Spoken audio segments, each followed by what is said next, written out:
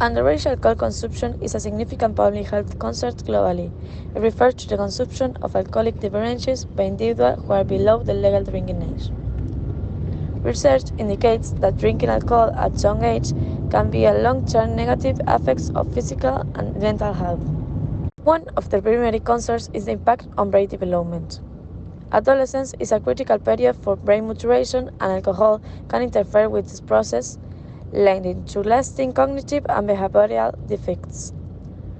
It can affect memory, decision-making abilities, and impulse control. Underage drinking also increases the risk of accidents and injuries. Alcohol impairs coordination, judgments, and reaction time, making young drinkers more vulnerable to accidents. Academic performance can suffer as a result of underage drinking. Alcohol use is associated with poor school attendance, decreased concentration, and lower grades. It can also contribute to behavioral problems leading to disciplinary issues and academic setbacks. There are various factors that contribute to underage alcohol consumption. Peer pressure, curiosity, and the desire to fit in are common motivators. Easy access to alcohol, whether through older friends or lenient establishments, is another contributing factor. Family environment, parental attitudes towards alcohol, and cultural influences also play a role. Parents, schools, and communities have an important role to play in preventing underage drinking. Open communication, where parents discuss the dangers of alcohol and set clear expectations, can have a significant impact. Schools can implement comprehensive alcohol education programs that inform students about the risks and provide strategies for responsible decision making. Communities can organize events and activities that promote healthy alternatives to alcohol consumption. In conclusion, underage alcohol consumption poses significant risks to the well-being and development of young individuals. By implementing comprehensive prevention strategies and fostering supportive environments, we can work towards reducing underage drinking and safeguarding the health and future of our young. Hi, I'm Nacho and I'm going to do an interview. Hi, what's your name? My name is Juana. How old are you? I'm 17 years old. Okay, and how often do you consume alcohol?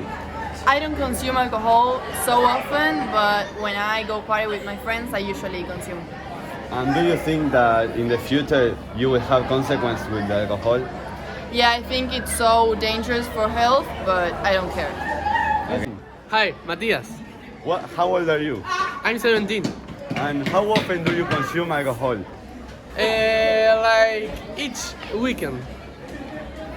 And do you think that in the future you will have consequences with alcohol?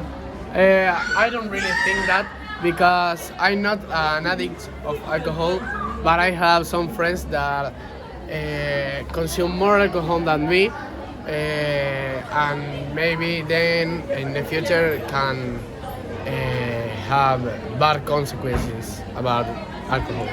Vaya. Hi, what's your name? Juan Pablo, How old are you? 17 years old. And how often do you consume alcohol? I drink alcohol almost every weekend. And what's your favorite drink? The caipirinha. And do you think that in the future you will have consequences with that? Yes, I think so, because it damages the brain. Okay.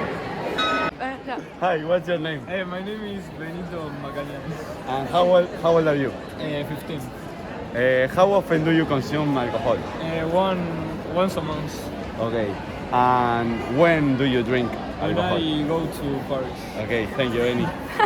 Ya. Okay, hi, what's your name? Francisco Brugerati, How old are you? 16. And how often do you drink alcohol? Once every 2 weeks, so. Okay. And do you think that in the future you will have consequences?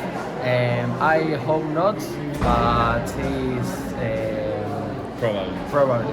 Thank you, Frank.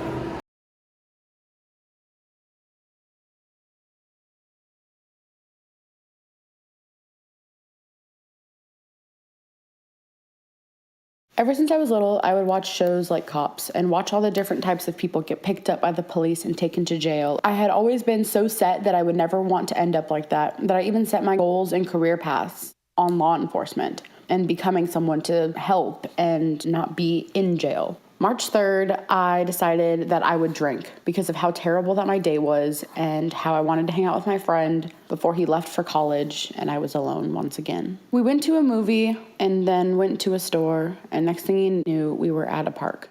We sat there for a couple minutes, played soccer for a little while, and down went an entire bottle of vodka and an entire bottle of wine. It started to rain, so we both ended up running into the backseat of my car and sitting there talking for a couple hours. We were so drunk, we totally forgot that it was midnight and we both had to be home soon. We both ended up passing out, and next thing I knew, when I woke up, there were so many cop cars surrounding us. An officer walked up to me and asked me my name, and I gave him my license, and I thought everything would be okay.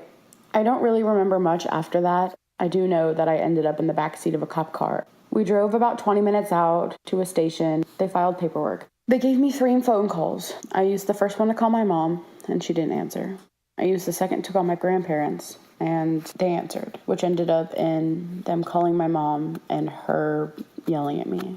I sat there waiting, and finally they took me to the back where they took my blood and made me pee in a cup. I have scars on my legs and my arms from self-harm, so I was put into the special side of the jail where you have to wear a green padded dress and it's Velcro, so you can't hurt yourself. I was only in there for a day and a half, but felt like I was in there for 4 years. Finally, I was allowed to leave. I didn't know what to do, and I didn't know how to feel. My mom came and picked me up, $271 for my bail. They had taken my car, and I had to go pick up my car, $180. I went to counseling right after that and went to the doctors and had to get on antidepressants because the thought of sleeping and being there again made me scared. About 5 months have gone by, and the thought of being in jail still haunts me. I don't ever want to be back there again. I'm afraid to drive. I've pushed so many people away because I'm afraid that something bad will end up happening and I'll be back in that situation. Now I know what to avoid and what will happen.